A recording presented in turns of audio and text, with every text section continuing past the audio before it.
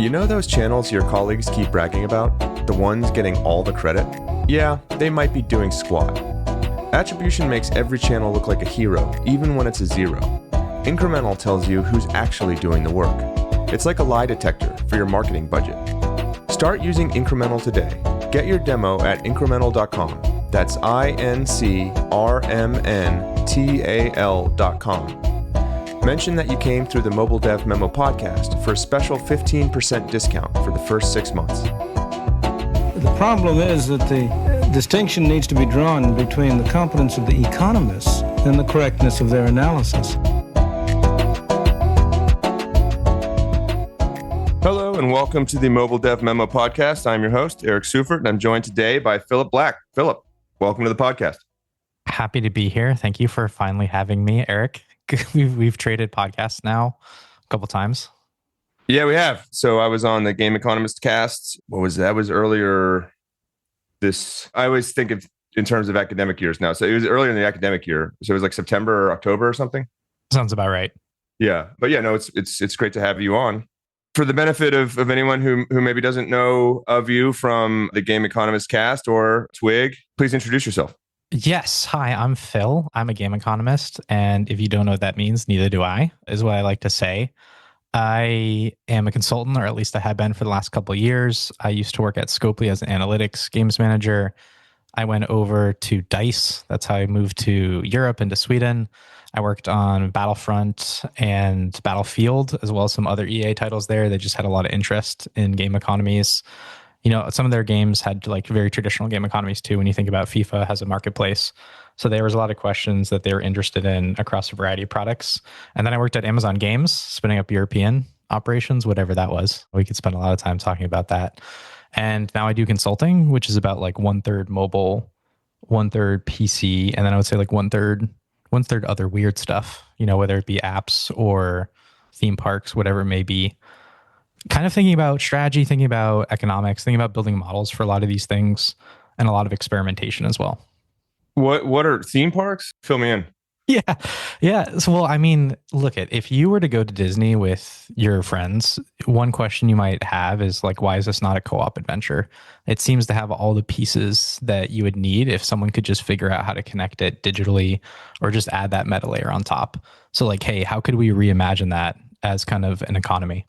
And that's a project that you've undertaken? Yes. Not maybe for Disney, but for some theme park operator? Yeah. Look, if you go to Dubai, there's this one theme park and you will experience Apex Legends' banner system. If you go into that theme park, there's like stat trackers, there's different cosmetics you can get. Oh, wow. Okay. Well, very cool. Maybe just kind of give us a little bit of the lore here. How did you move into gaming? What brought you into game economy design? Because I feel like a lot of people, when I don't work in gaming per se now. I mean, I don't have a full-time job now, but when I did, you know, you'd get introduced to some student or something by like a friend and like, hey, this is my cousin or whatever, my nephew, and they really want to work in gaming. And I'd be like, why do you want to work in gaming? And they're like, well, I love to play video games. And I said, like, you're going to destroy the one joy you have in life if you work in gaming. Like I like video games too, but working in gaming, it takes a little bit of the veneer of mystery off. How did you make the jump into gaming? What brought you to gaming?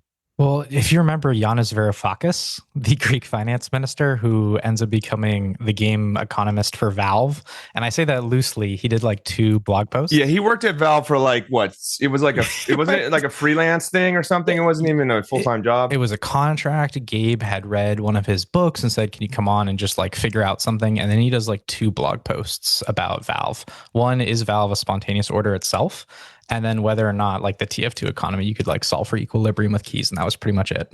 That's all I remember him doing ever. And he's like talked about it for like 20 years. Yeah, he's been dining out on that contract for some time. Respect, by the way, respect as a consultant.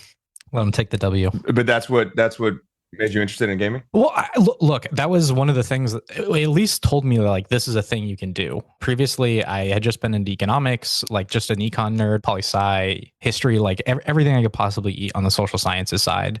And I never really thought about doing games at all. That wasn't something I had an interest in. I mean, I was a gamer myself, but I hadn't really thought about combining these 2 things. But now that I'm like, oh my God, this is an opportunity. Like, where do you start? And one of the things I read was your book. I remember it was like, how could I get my hands on anything that's written written just to validate that this is what I think it is? Like, is there someone who's speaking my language? And when I started to get like more encouragement that there are people who are doing this, that this is everything that you imagined, I started spending more time playing these games. And you're like, holy shit, like what could you do as an economist in this playground? You have this weird digital product, which is some combination of like art and science. You can run experiments on it. I mean, it feels like a fairy tale. And then you just kind of get addicted to it. You definitely enter through analytics. That's where there seems to be the most demand. And now there's just more demand for more of the holistic, hey, I know what an economist does and I know what they can do for me. Yeah, you know what's weird is I was kind of like contemplating this the other day. So my book is 12 years old, and there's not much else. Like, not much else has been written in that space. Russell Ovens has an excellent book, which was funny. I had him on the podcast, but I bought his book before I knew him. So he offered to give me a copy when he came on the podcast. I was like, well, I already have one. But yeah, he wrote a fantastic book. But I think other than that, I can't really think of anything else that hits the sort of the analytical framing and that sort of scope of content, from like a economy design, analytics design, instrumentation standpoint. I don't think anything else really exists. And I don't know that mine was the first one per se, but I think it was the first one covering freemium, which is strange because gaming it's as we'll discuss, it's a massive industry. You'd think there'd be more interest in the sort of the underlying analytical infrastructure, but there just doesn't seem to be. Yeah, I would say one of the things I've ended up pivoting on myself is to ask not what can games do for economics, but what can economics do for games. That's something I like to lead with a lot more. Like, I think we have it just backwards. I think we've been trying the wrong quest. Don't get me wrong. I mean, we share mutual friends in academia who study this field and are interested in like what you can infer out of it. But I think everyone else who looks into it always ends up disappointed that it doesn't have like all this external validity, which I'm totally fine with because I think it's interesting in and of itself. It demands its own study and its own questions. Yeah, no, well, it just demonstrably so. Look at the size of the market. Yeah. You know what I mean? Like, demonstrably so, right? I mean, but like, I mean, if you, I am Matt, and I haven't validated this, maybe I'm wrong, but like, if you went to go find books on strategy for the film industry, there's probably a lot, I would guess. I haven't looked. I could have just done that just now, but I didn't. But maybe I'm totally wrong, and there are none. And so there are vastly more in gaming than there are in film because there are none in film. But I would guess that there probably are some. And it is very odd. And like, it comes back to that, getting introduced to the nephew or whatever, and then they'll flip the question. Well, why did you want to get in games? And I'll say, well, because mobile gaming gives you access to a massive audience that emits an enormous volume of data. It gives you the opportunity to do scaled experimentation in an environment that is not possible in sort of like any other context. It gives you all of these really interesting challenges around causal effects and measuring causal effects. And it brings together a bunch of disciplines in a market that is huge, right? So it's doing really interesting, challenging work, but in a market where you can make real money. And so that's what brought me to gaming. And then that's usually not very satisfying for them to hear because, then they're like, well, I could just go work at a bank or something, like that. And it kind of, in some ways, the actual job day in and day out is not that much different, except that, you're wearing shorts and there's like a cardboard cutout of like a character next to your desk or something. I mean, I think the thing I've written about a while ago is that to me, it's we say it combines art and science. And I think that's certainly true. I think that's one thing games does really well. And just when you look at the P&L, it's always somewhere in between. The fundamental economics always sit somewhere in between those different fields, which I think is interesting. But it has this commerce piece, which I don't know if anyone's really respected. Like, you can really express yourself in commerce through mobile games in a way that I think people underappreciate. Yeah, no, I agree completely. I'm in the middle of this series that I'm publishing called The Prosperous Society, and that was the whole point of the second installment. It was like, that's part of human expression is commerce, and so if you expect AI to actually fulfill that for you, you're taking away a big piece of the human identity, and it's really dystopian. And I don't think that will come to it can materialize as a scaled application of AI. And I think it's a dead end that people are chasing because the process of buying things is a process of self-expression, and doing that in gaming gives you the infinite canvas, right? Like, it's an infinite canvas. And funnily enough, I got the biggest ever royalty check for freemium economics last month, ever. Whoa. But I think it's because, like, and I don't want, we're going to move on to the actual questions I have for you. Like, this was a pit stop that turned to be the entire road trip. But I think it's because like a lot of the stuff that I was talking about there was it was speculative around the ability to do freemium with total personalization. Mm-hmm. Which was at that point, it was just this, it was a very theoretical proposition, right? Like you can't do that. It would be prohibitively expensive. You can't build a content catalog that gets to that level of specificity. Now you can, right? Now you can, because you just generate it, right? It's generated. And I think there's like a newfound relevance. I won't say necessarily for my book, but for the freemium model, because that's the promise of AI is personalization. It's the most finely grained personalization. And I think it's for that reason that I think people get led astray with AI, and they focus on the outputs and the visual representation of these models, like in terms of like what they produce. But I don't think that's actually the core value proposition. It's the ability to do user level, person level, consumer level personalization at scale that just provides a much more fulfilling experience, and then allows you to monetize commensurate with that. Right, which is the whole idea of freemium. That's the whole prospect of freemium, and that's where freemium fails, is when they don't respect that, and they don't allow the monetization to actually match. They don't actually capture this consumer surplus. That's the whole point.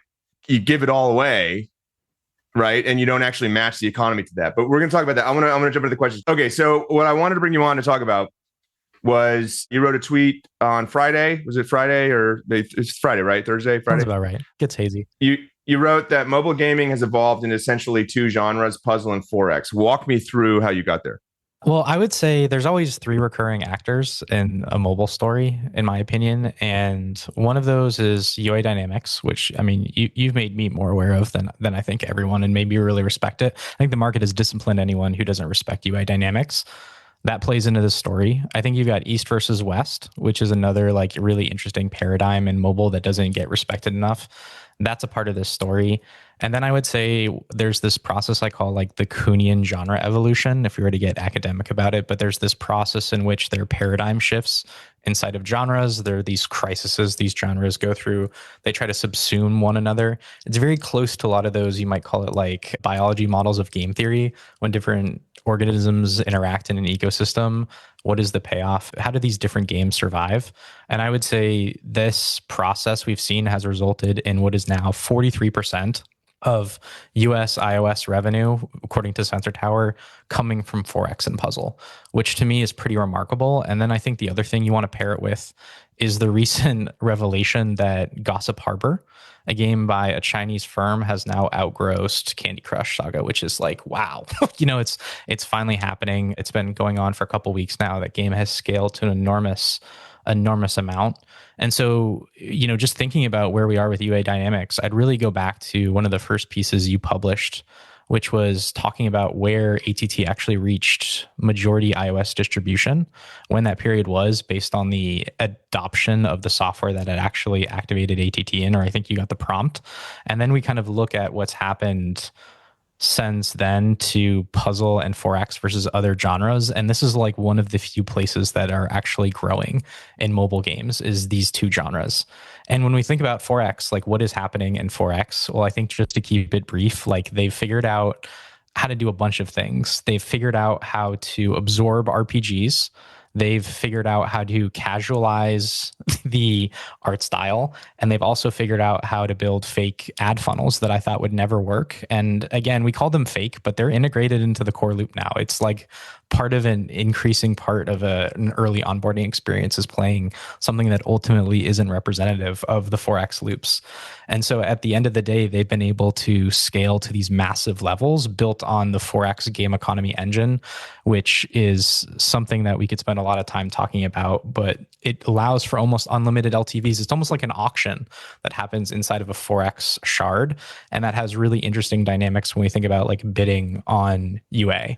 And so you have Forex, which is driven by these Chinese firms doing all these things. They're eating this other genre. They're doing fake ads. And then you have the Chinese firms being the ones that have been the best at this. They're just absolutely killing us when it comes to live ops. They're making content at a rate that we can't seem to keep up. They're moving faster on AI, and they're crushing it when it comes to ad creative volume, just totally outpacing everything that we have to offer. And then we think about the other side of the coin here, which is what's happening with merge, the expansion of merge, this new game type. And again, what is merge, right? You move one object on top of another, Eric. That's all you do. And then the object levels up and then you complete an order. It actually is combining a lot of old mechanics. This feels like something organic and is a natural Kuhnian genre evolution of things we've been playing with in other parts of puzzle subgenres. There's been a ton of experimentation, I would say, in puzzle. And actually, I would give credit to hyper casual, right? They produce a lot of volume. They actually are a great, I would say, minor league farm for game mechanics. And I think you might be able to trace some of the merge stuff back to that. That I think is a legitimate part of the market that's expanding. And again, people want to shit on mobile gaming being at the end of the world, but I think, again, that's a really bright sign. It is led by the Chinese. It's something that's been given up again by the West, which feeds back into that East versus West story. And so that's where I think this leaves us. A long intro, but I think those are always our three recurring characters. Just to point out that Phil came prepared with slides, and so he's now presenting to me. But I've informed him that this is audio only. It's okay. Maybe we get a link or something after the show. I'll put in the show notes. Yeah. Okay. There's a lot there. Yes. So I think merge as a genre is really interesting. So I was the interim CMO at Graham Games. So I was living in London. I was building my product, my company, Agamemnon. I knew the founders and they had reached out and asked, like, hey, if you're in London, we just bought a game. We're going to launch it. We think it's going to be a hit. And can you come in and be our CMO? And I was like, yeah, okay. But, I'm building this thing on the side. So like, I'll be part-time and there's a fixed, and then I sold it. So I had to leave, but they just bought Merge Dragons. And remember, Graham started as a hyper casual studio. That was the DNA of the company, right? So they were based in Turkey, and I had gone out to visit their studio early on, and it was just it was like a lab, essentially. They all Fridays were reserved for prototyping. Just make a game, make a prototype, and then we'll do it was a game jam basically. And then they would, play them. And then I think they had some process for like elevating the ones that, got some number of votes into production. And Merge Dragons, it wasn't like the first non-hyper casual game, but I think it was the first game that had a lot more of a core loop to it. And it was also like, 'cause they had done a Merge game before that, but this was the economy that they were bringing to this game was what was unique. And it was really like, I felt like that was quite innovative again, they bought it, but they did a lot of work, sort of professionalizing it from what they bought into the actual game that was launched. I mean, it was like another 6 months or a year or something until they launched it. But that was 2016, right? And I think what happened was the total collapse of hyper casual, which then forced that UA discipline, which UA discipline really is monetization discipline. It's building enough of a nexus of monetization to be able to deploy UA against, right? And then that had enough of scaffolding to support an economy. Do you agree with that? Like that's the floor came out on the casual side. And so both tails disintegrated, right? And that was my point with the move to the middle, is like both of those tails are going to disintegrate. And a lot of hyper casual game developers were very angry with me, by the way. There were people writing articles saying, I don't know what I'm talking about. And there were articles, you can find them now. People saying, this guy doesn't know what he's talking about. Hyper casual is not going anywhere. Well, look what happened. I mean, but both tails essentially became unsustainable. Now the hyper casual piece, because that is entirely dependent on just buying new users every day, right? It kind of reminds me of, the like Lehman or whatever going into, summer 08. I mean, they were turning over 30% of their expenses in the repo market every day. They were financing 30% of their expenses every day in the repo market. That's kind of like hyper casual. That just went away. Now the other tail, the very core piece, social casino, that remains because they had players that were actually, valuable and had retention. And so like those companies, you see it. I think we can simplify it. It's Monopoly Go, right? I mean, you add or subtract that to casino, it changes the whole picture. Well, sort of. But, you could look at Huge. I mean, they're publicly traded, right? So you can look at their financials. I mean, they're printing more EBIT than they ever have because they're not really investing in UA anymore, right? And that's what had to happen because you just can't do UA anymore. And so that was kind of that merge in the middle. But just kind of go back to my question. Do you think what supports merge? Is that what makes merge such a powerful category now? Because it does have that scaffolding to support the monetization while still providing this kind of casual experience? So, I mean, it definitely has deeper monetization than you had in Match 3. I think that's one thing it has to its benefit. Like one of the unique parts of a Match 3 economy is that engagement is always tied to monetization. Like the basic model of Match 3 is how many times you get to level ends. and then how many times you end up converting on level ends, what's the average price of that conversion. And so we've tried experimenting with the price. That doesn't really seem to do anything. And ultimately, we kind of settled on, okay, how many times can we get you to level ends? And then what can we do with your conversion rate? Like, do we add streaks? Do we not? Merge is a completely new economy paradigm that I think is really important, that I think draws a lot from social casino, because you have like this energy multiplier and you can drain it down. And so they're able to compress time in a way that I don't think Match has been able to. And that takes a lot of plays, I would say, from social casino, maybe more of Coin Master. Yeah. While combining it with the casual core. So again, like they got that casualization on the UA side, but I still think they were able to build a deeper economy. And who knows, like it's still early innings for the subgenre. Like it hasn't had its royal match moment is something that I argued recently. Like there's still going to be a refinement to the core engine that I think is coming. It hasn't had its UA moment. I think it'd have even more aggressive UA discoveries. I mean, who knows? The sky's the limit. Let's just hover there for a second. So you talk about the energy mechanic being part of the economy. I think a lot of people would find that really interesting, because I think when people outside of the space, but even actually within the space, think about a game economy, they think about the price of gems or something, the price of hard currency, soft currency. Talk to me about why the energy mechanic actually is fundamentally the bedrock of the economy, or these not just energy specifically, but like these mechanisms that moderate sessions and playtime and retention, essentially. Talk to me about that. So I would say one of the things you start to learn about in most, but not all, free-to-play economies is that ultimately you're selling time. Like there's always opportunity cost, which is your own labor that you could have used to get to whatever point in progression you want to get to. And so you can basically choose the allocation, I would say in a very econ way, of labor and capital that you want to mix together to get to any point in a progression curve. And so free-to-play games, I think, have always tried to figure out how we correlate price with whatever that point is. Like, do we make sure that it's monotonically increasing? And so the thing that you start learning about is that sometimes, what I was talking about earlier, these monetization curves can be tied to engagement. Like you literally, the velocity, we could say, of like match 3 limits how much spend you could really have per day based on how many levels that you're playing. Like that's a fundamental fixed ceiling almost on how much money you can spend. If you go into like, let's say a social casino game, you can spend, or even Monopoly Go, you can spend $300 in 30 minutes. They're able to compress time in a very different way that I think unlocks a lot on the monetization front. And power score economies like 4X, where really you're in some sort of combat, is one of the core resolution mechanics, and you just want the most attack. Again, you could just sit there and basically speed through being able to get to the power score you want just by paying. And that's a much more direct relationship than we've had in a lot of puzzle games beforehand. Right. And also what is fundamentally different about Merge here is that if you look like, so Candy Crush, let's call that the OG match 3. Let's just anchor that. I mean, you could argue if it is or not. Let's just anchor to that.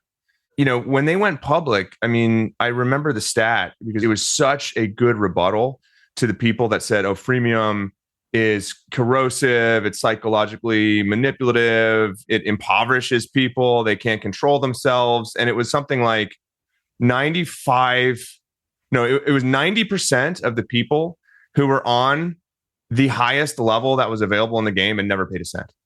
And so this is not, in my book, I talk about the 5% rule, and you can only expect like up to 5% of people to pay anything. But this is not just a random sample from the distribution. This is the people that are the most engaged. This is the people that are the most fanatical about the game. They're at the last level. They're waiting for the update that week that gives them 15 more levels.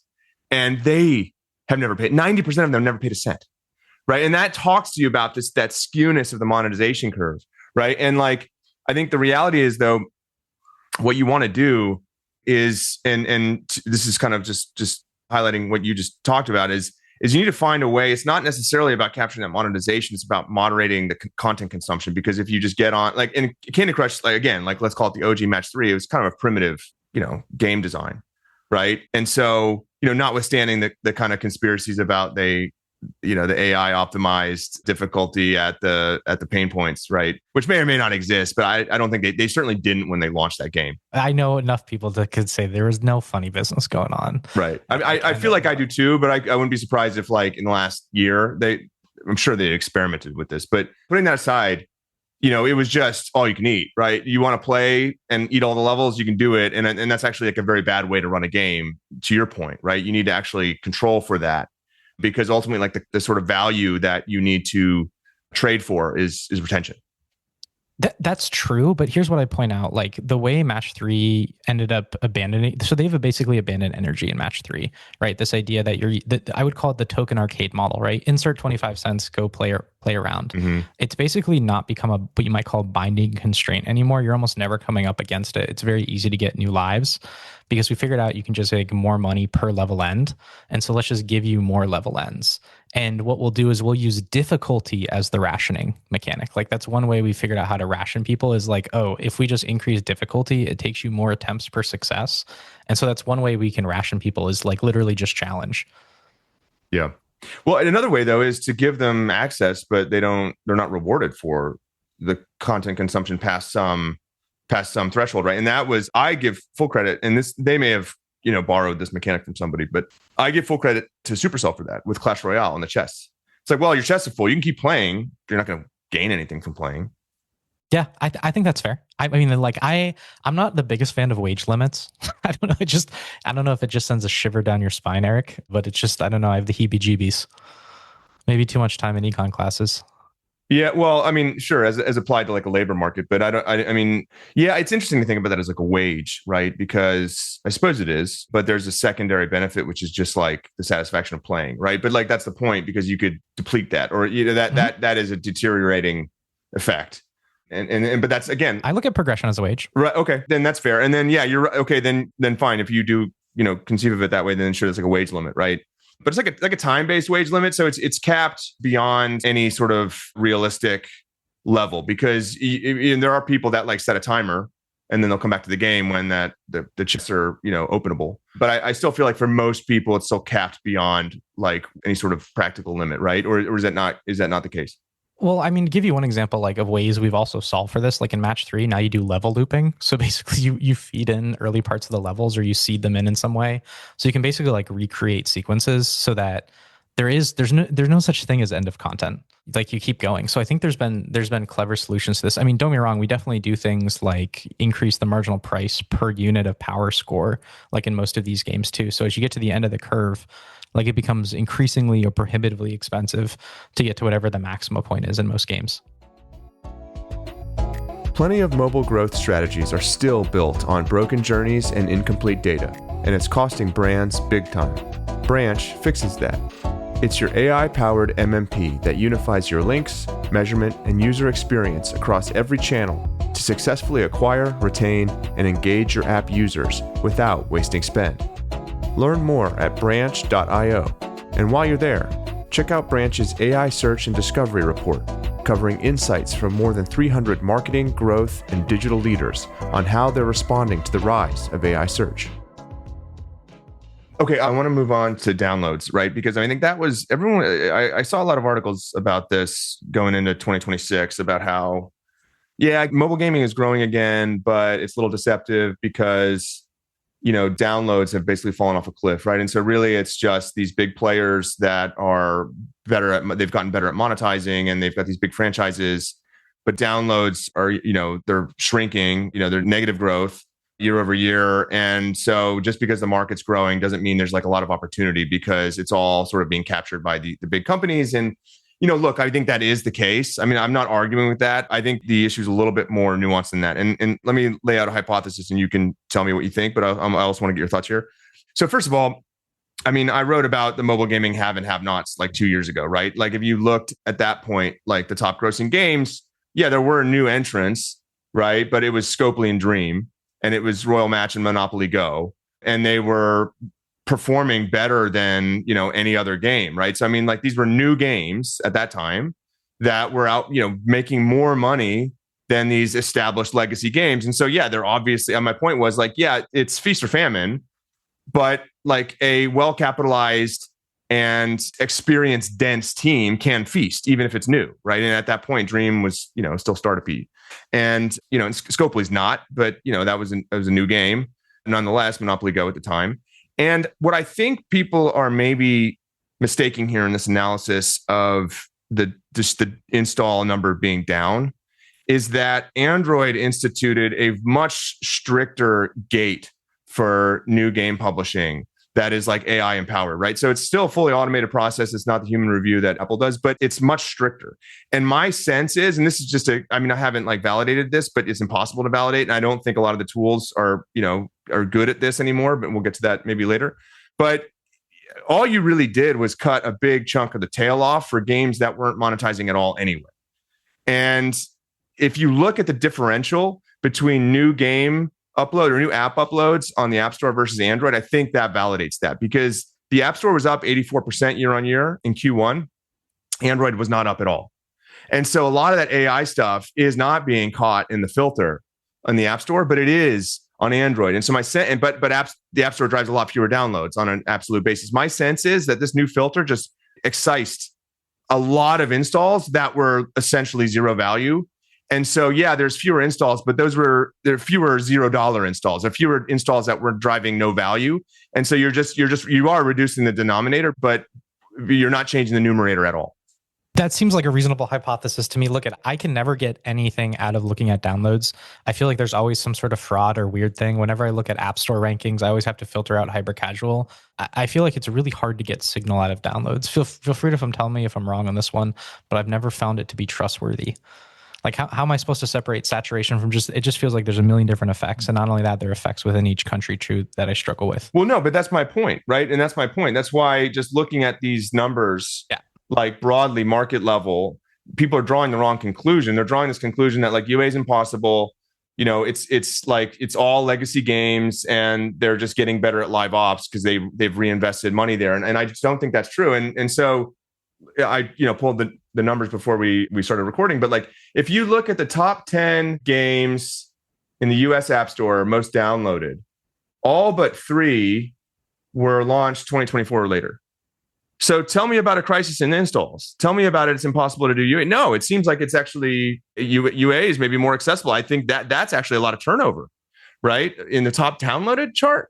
I mean, I wrote about this years and years ago. Like you looked at the top downloaded chart year on year, and it was just the same 7 studios, right? And now there's like a lot of turnover. Like all but 3 of these games were launched top 10 downloaded in the US App Store were launched 2024 or later. And so that doesn't, to me, sound like it's impossible to launch a new game. It sounds like it's very difficult to launch a new game, and it takes a lot of density of expertise. You talk to anybody that's worked with Dream Games, what are they really good at? They're really good at monetization, and they're really good at UA. And those two things, by the way, are essentially like, work in concert, right? So you can only be really good at UA if you're really good at monetization. But I think what's happened is that a lot of the talent in the US market got absorbed into like the bigger companies that, they have publishing regimes, but like they're also, they operate across, platforms and mobile maybe is not the primary focus, right? What happened in Europe was that like the new studio formation just fell off a cliff because venture capital stopped investing in games.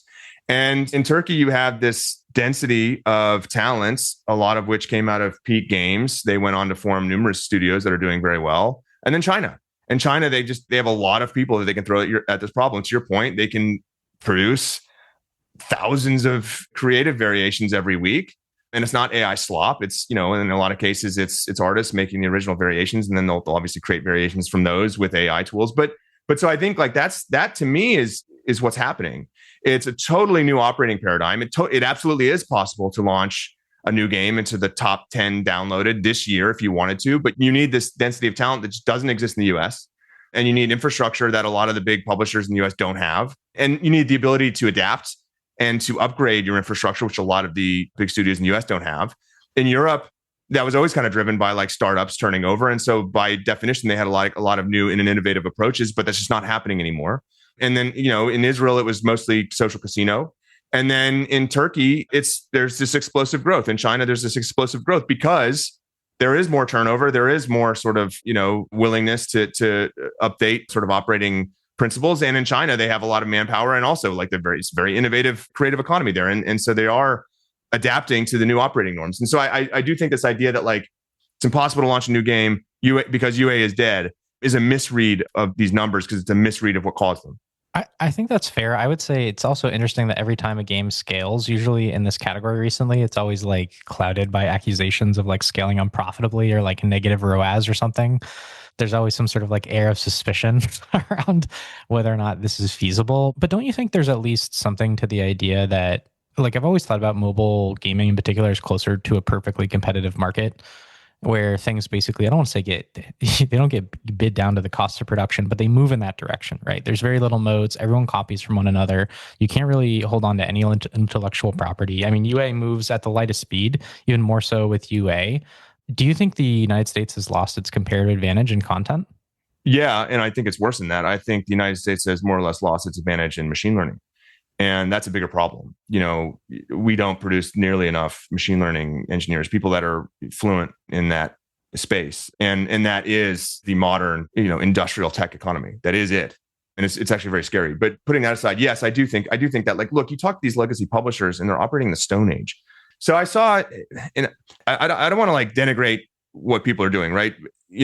But the thing is, like, I'll see these decks or whatever that get made, and I saw there was someone had a picture of like a slide that they gave at a some UA conference or whatever, and I just sent it to a buddy of mine, and I was like, this could have been a photo from 2014. What people are stuck in thinking from like 12, 13 years ago. Like, it just hasn't evolved, and that's not true. Like, you go and talk to people that work at Dream Games, and they're operating on the frontier. You talk to these Chinese studios, they're operating on the frontier. And maybe they're not sharing. And maybe that's just one of the things that's happened. And so I do think, yes, anything that you push out in Facebook ads library is going to be copied mercilessly within a day, right? I had Matej Lankirik on a while back, and he was talking about, I asked him, like, what's the life cycle? How long do I get? How much lead time do I get with a winning creative? And he said a week, I think, if I remember correctly. But that number is on the decline, right? It's just in decline. And, in some cases, he was saying that, like, it won't be a clone of your creative. It will be your creative. The creative will be the exact same thing. It's just the end card gets swapped out. It's not cloning. It's just stealing. But that's not actually where the value is derived in UA. It's not at the output layer. It's in the underlying PLTV model. It's in the mechanism for doing signal engineering and passing back the most relevant and sort of information dense signal to the platform, right? It's in, kind of cohort level prediction. And it's in all of that sort of predictive infrastructure, which just ties back to my ML comment. Like, all this is ML now. And that's where a lot of the studios in the US certainly have fallen behind. And so, yeah, all this stuff gets copied, it gets cloned, but that's not the actual power of the product. It's not the things that you can see. It's not the sort of like these visual artifacts. It's everything that empowers those being served to you in the game or at the sort of first contact, which is the ad. Do you think the United States is like behind in like efficiency of buying UA traffic? If we made these optimizations that the Turks and the Chinese have, then we'd be in a better place.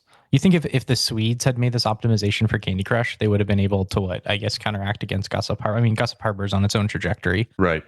But is that what the West is missing? Yeah, I think I have like more limited exposure now.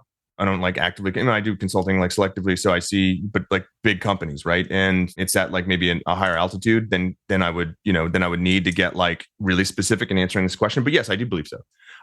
Because I think we don't do in the West, Western studios are not really doing scientific UA. And like a lot of that, my insight that is the input to that assessment comes from places like LinkedIn, which are biased towards slop, right? So maybe it's not the best, maybe I've got just a sort of biased sample here, but my sense is yes. And this also comes though from talking to a lot of people and doing selective consulting. I do think the approaches haven't evolved since like that maybe 2014 to 2017 era. And that's a real operational and competitive disadvantage. And I do think that explains a lot of the bifurcation that you're seeing in the market. But what you're not seeing is an inability to launch a new game to be a hit. You're not seeing that. That's just incontrovertible. Look at the dates of launch for the top 10 most downloaded games in the US App Store. You're not seeing an inability to launch a new game in the year 2026 to be a hit. You just are not seeing that. Mobile game developers no longer need to pay up to 30% in major App Store fees.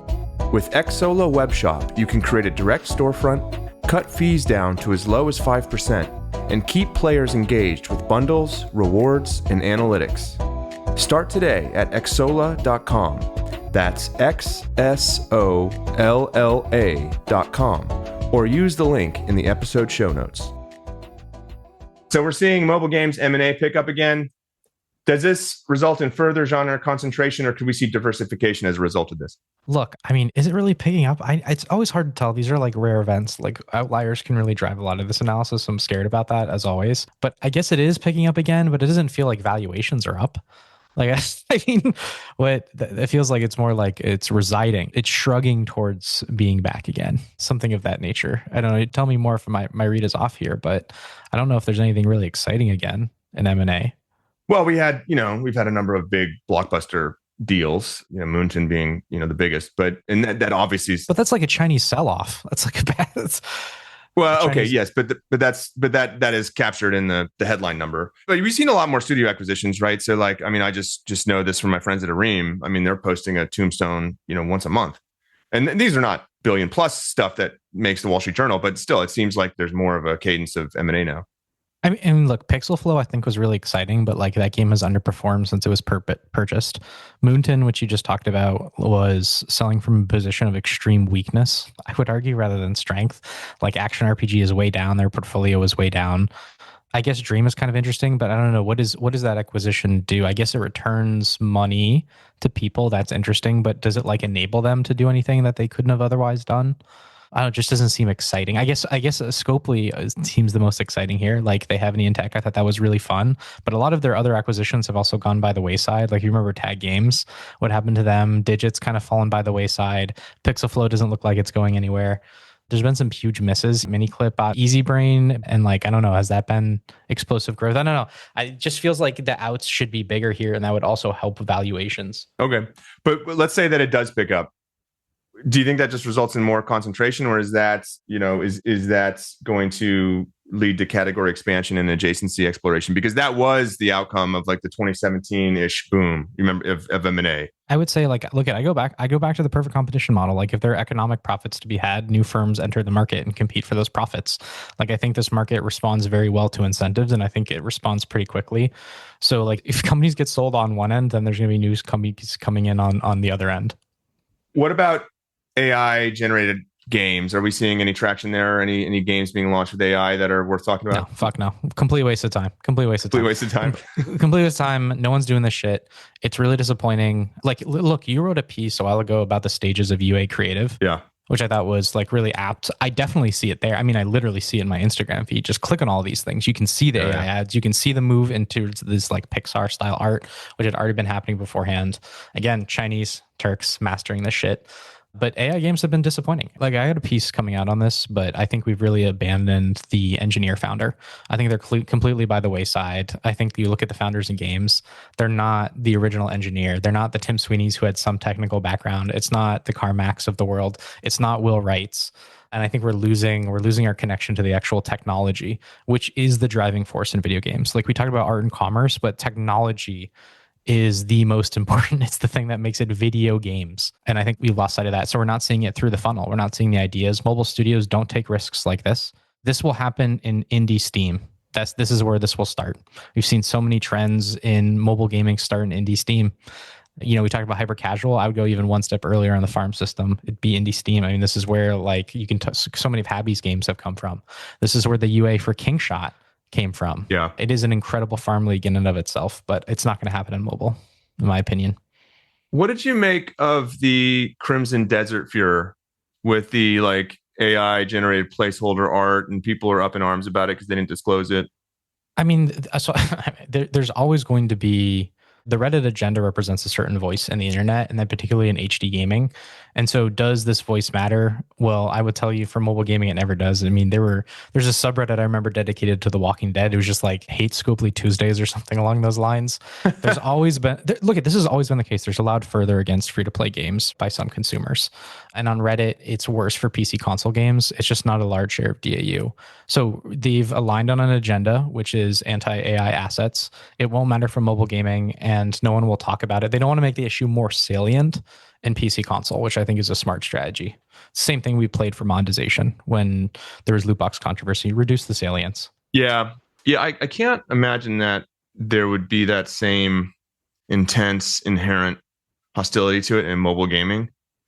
But just because mobile gamers are not fanatical in that way.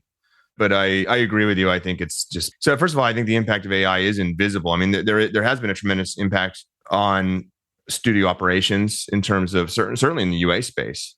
And I'm not just talking about art creation. Actually, I think art creation is like the lowest value part of that. But I've seen a lot of really interesting things being done that bridge monetization and like player lifecycle management with AI. When does that hit a GDP number? This is what I don't understand. So I agree with you. I feel like I've seen magic, but when does that hit a top line number that we can observe if it's so magical? Right. I mean, I feel like this is where it should land, is some top line number that the AI has lifted. Like, why aren't downloads back up?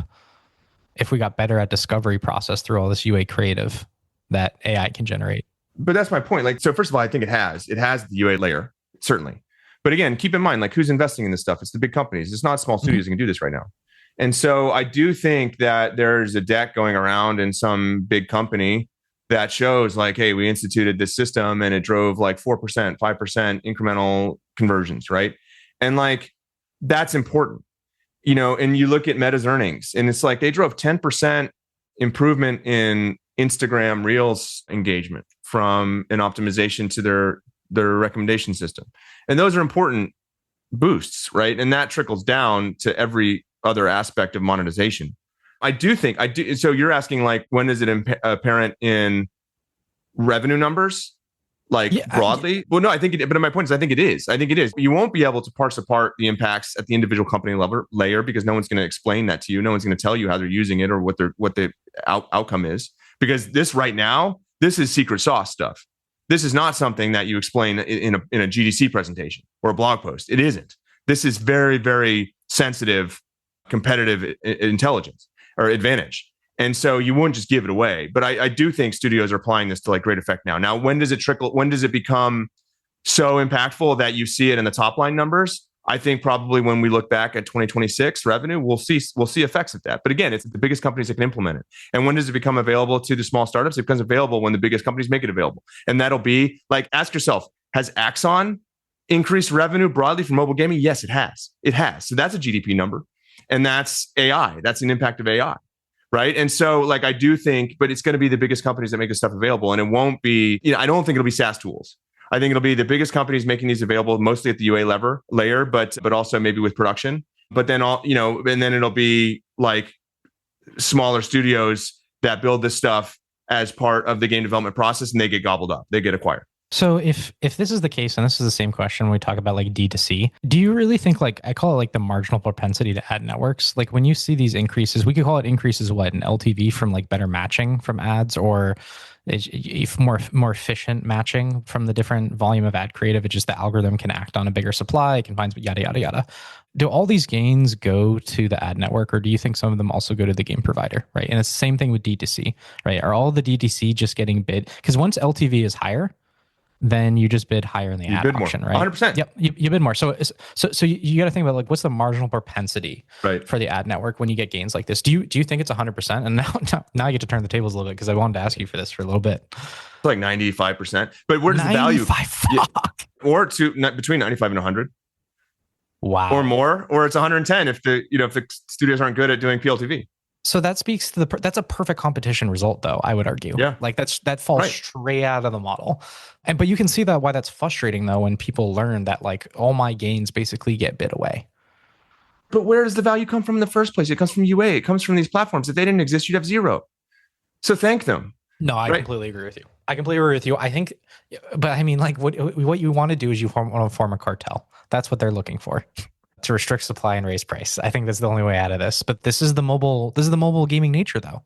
Yeah, but keep in mind, it's always going to be brutal. Right. Yeah, sure. But like you drive your revenue up, you drive the value of your studio up. So it's like, yeah, the cash just gets recycled back into UA, but my studio's worth more because the top line's worth more. Yep, that's fair. I agree with that. That's always been the case. I mean, that's always been the operating model. I mean, these margins are like, they're thin. It's just the volume is high. Yeah. Right. When you account for UA spend. But I think that goes back to M&A and like why private equity is interested in it. I think it goes back into like what you see as mobile gaming as a piece of software or as a piece of entertainment. Like it has a very unique profile. Yeah. Economics. Yeah, but a large one. Mm-hmm.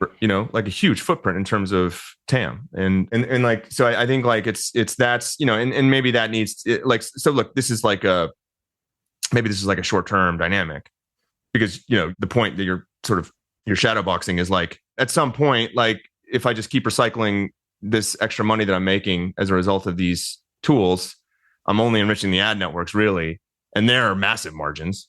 And if my margin on acquired users is 2% or something, or 3%, like unless my EBIT multiple is expanding as my top line goes up, I'm not really, getting much. But that's the whole point. Like, that's why these investments are being made by the ad platforms, because they benefit the most. It's just the incentive structure. Unless you truly you're operating at such an LTV frontier that like there's no one that's competing with you. Right. And in that case, I'll bank the last 6 months of this extended life cycle of the average cohort as pure profit, right? And if you're there, then you could just bank that and maybe as extra EBIT. But that's not what people are doing. I see it. I mean, they are recycling the money into UA, and this all goes back, and a lot of it goes to Apple too for ASA. Mm-hmm. Little velocity tax. Yeah. Oh, talk to me about D2C and how that's impacted the ability to do the kind of analysis that we're talking about, looking at revenue per download. How is that changing things? Well, it's always similar to like what we talked about with ad networks, right? I mean, you never had ad revenue and Sensor Tower, so that always felt like a hole, and you were undercounting hyper casual. You weren't really getting the full picture. And again, you still aren't in many games. Like, oh my God, we could be off by like 30 to 40%, which is why sometimes you got to look at downloads too, right? Because usually downloads, again, they're the result of that process you just talked about, that cycle. And so if those are scaling or decreasing, usually gives you a hint. So you have the same problem where you're not observing the data anywhere, but I can tell you it's very much real. It's very much real. I can tell you almost every single one of my clients has it. And again, is driven by games in which there is a socio-competitive benefit to optimizing on spend. This is why almost every 4X game has it, is that if I can get a cheaper price per unit of hard currency, that means I can actually progress faster than my clanmates. And so that's why you see this huge adoption of DDC in a lot of mid-core games, while casual sometimes sits around 30%. And again, you're seeing this kind of war between some of these payment processors, different platforms. Everyone's competing for the space. I think margins are basically getting bid down to zero on DDC transactions, or they're really getting squeezed on how much a third-party provider can take versus you just doing it in-house. But that is certainly something real. And again, if it ends up increasing LTVs because you're taking more home, then if you're a studio, you're going to bid more on UA traffic. And what does that mean at equilibrium? CPI goes up and the ad network gets to like reap the gains. What's like across the companies you've worked with that are doing this, which I guess it sounds like it's most to all, what's the largest percentage of revenue you've seen be generated from D2C? 50%.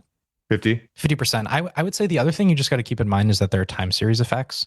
So like one of the things you talked about at the top of the hour was the fact that like, oh my God, only 10% of people at the end of Candy Crush were payers. If you examine that over time, the share of your DAU who are customers or people who have made a payment at any one point will increase just by survival bias, because people who tend to make payments have longer retentive life cycles. Yeah. And so they stack over time. And so like by some games can have 80% of their DAU be payers.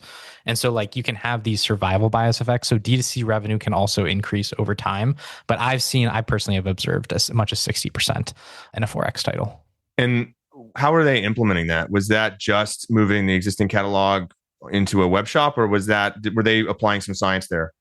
Always incentives, always paying people. Now, I would say, again, science was not done in an effective way, in that there was a controlled A/B test where we know, the causal uplift of all these effects versus people just like naturally discovering it. But usually there's always some sort of VIP program straight out of like the Eastern playbook from like 10 years ago they were running. There's usually easy Apple Pay checkout. That's extremely important. Like this is one of the things that like, oh God, why do you keep hitting yourself? Is that when you get to the checkout for many of these D2C platforms, you can use Apple Pay. Right. You don't have to pay them. It's Apple Pay on the web. So you can basically guarantee that if you're on iOS, you're going to be able to solve this.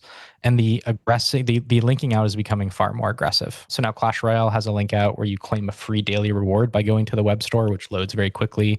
Scopely has something similar with the Tycoon Club, but you can get far more aggressive at getting people to the web stores than you ever could. But usually, again, loyalty programs, discounts, sometimes a special SKU, again, just to get you into the habit of getting into the web store. But they're definitely subsidizing it. Talk to me about those incentives, though, because you still have... So like this whole fake furor over Apple kicking out, what was the app? I'm blanking on the name. That Cal AI, the calorie tracker app that got bought by my Fitness Pal for like 50 million, and they got kicked out like two. Like this was Apple's overstepping and it's violating the Yvonne Rogers' injunction. Like, no, it wasn't. They were doing all of this unscrupulous stuff, first of all, at the checkout. And second, like you still have, like there are still rules. This isn't like we haven't been thrust into anarchy here as a result of the Epic trial. Like there's still rules. And the reality is what actually, and David Barnard made this point on Twitter, like the fact that Apple couldn't implement the pricing on the link out stuff was actually a benefit. Now that they can, they're going to start taking a cut of the linked out transactions. But like that whole idea that like, oh, Apple is violated. They're, people are going to go to. I saw people on Twitter like it's driven to hysterics over this. Like people at Apple are going to go to jail because they violated. No, they're not. Like this app was blatantly violating the rules, and also like they were doing it in an in-app browser, which you can't do if you link out, and then you have to offer the IAP. You can't just have exclusively these alternative payments processes. But talk to me about how people. So that's too far, right? But how, like, where are people getting right up to the line there? If you're talking about they're getting more aggressive with the link out. So I mean, you can just straight up you press one button and then boom, I'm in the web store. My information's usually already saved or linked out beforehand, and then I'm in checkout in a couple of taps. Like it never used to be this aggressive beforehand. It never was pushed in my face. I never was made aware of the web store. It's not the original Project Liberty screenshot. Like if you remember Tim Sweeney and the original screenshot, it was the crossed out price, right? Like that to me was always the vision he was fighting for. And I haven't seen that, but what I have seen is just straight up links to the web store inside of the traditional hard currency store in many games, or where the hard currency SKUs sit. Interesting. And have you seen people do any sort of, like with any kind of sophistication, do kind of content optimization there? I would say CRM still exists. Like you'll still get emails that might push you to the web store again, so they can get you they can get you outside of like you just clicking the app icon or being in the app experience to get you to the web store. But that's pretty much been the extent of it. I mean, if you remember, you can use WhatsApp numbers too. AFK Journey used to do that for me to push me towards the web store. It sent me a WhatsApp text message, and then it linked me into the Lilith store. Well, the emails were the original tactic, because that just totally sidestepped any sort of limitations in the app. You just send emails, and that was actually what got allowed in the first place. Remember, there's that class action lawsuit from customers, and they said, Apple, we can't get, and so Apple had to allow it was small developers that had sued Apple in the class, but Apple had to allow apps to collect the email address early on in the onboarding, and then they had allow people to be able to communicate with the users that way, and that was how a lot of people managed that. They just did the web store via email discovery. All right, I got two more questions. So talk to me about GDC. So I haven't been to GDC. This is the second year I didn't go. I don't know how to trust how well the LinkedIn chatter have represented the actual boots on the ground experience. Tell me about GDC and talk to me about what you perceive as the prospects of GDC going forward. Are you using it as a bellwether to like evaluate the whole industry, or just like what's the mood?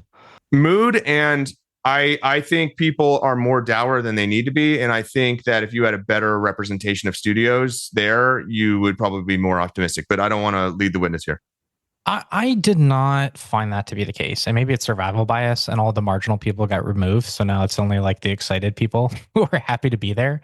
I found the mood to be high. I thought it was great. I mean, look, I always have a great experience. It certainly shrunk. There's no doubt about it. I mean, you can look at the numbers. GDC reported it. I think it was down like 10,000. Don't quote me on that though. The hotel lobbies were not as packed as they normally are.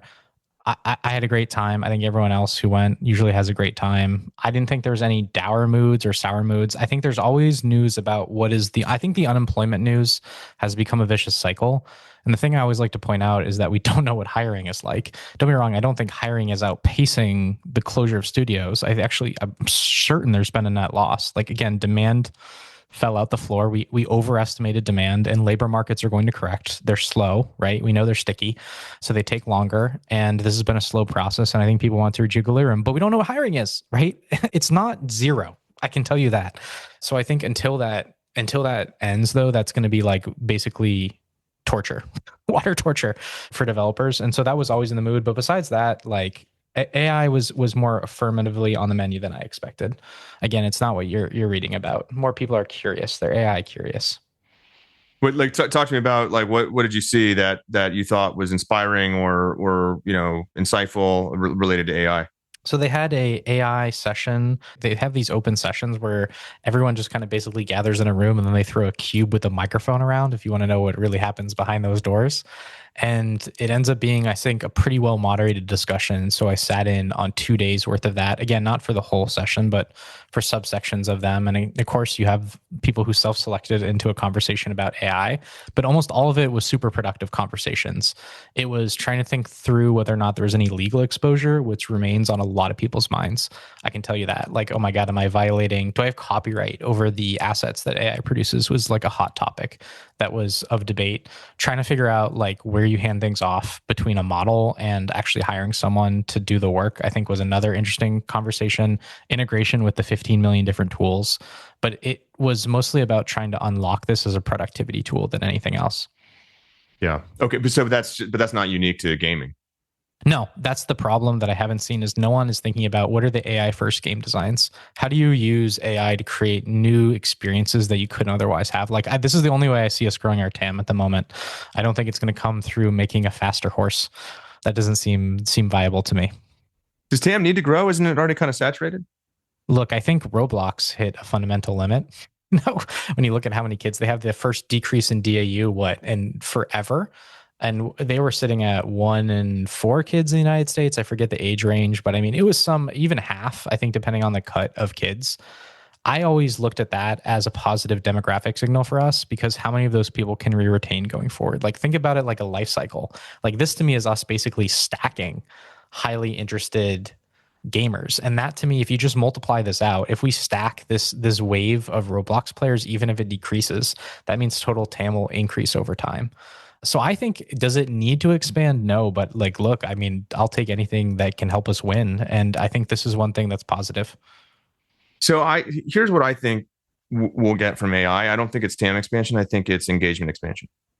And I think a lot of the analysis that points to like sports betting and more participation in stock markets as sort of taking away engagement from mobile gaming, I think that's a misread. I think the reality is those things are not mutually exclusive. These are bite-sized, sessions, right? So like, there's no reason why you can't have those coexisting in a day. My sense is like like we talked about for 20 minutes. Look at the top 10 downloaded chart. 7 out of 10 launched since 2024. But it's like a lot of that. It's not that it's impossible to launch a hit new game. It's impossible for the people who don't know how to do it. And so my sense is like we had this very disruptive exogenous shock with ATT. We're 5 years past that, and you're still hearing people talk about how to market in a post ATT world. And it's like, no, the companies that are successful learned that 4 years ago. Like, if you're still asking that question or going to talks with that title, and look, again, I don't want to denigrate anybody in what they're doing. And, again, the resources aren't evenly allocated here. But if you're even asking that question, it's like you lost the plot. Like, you're so far behind, it's going to be really difficult to catch up. Right? I mean, that was 5 years ago.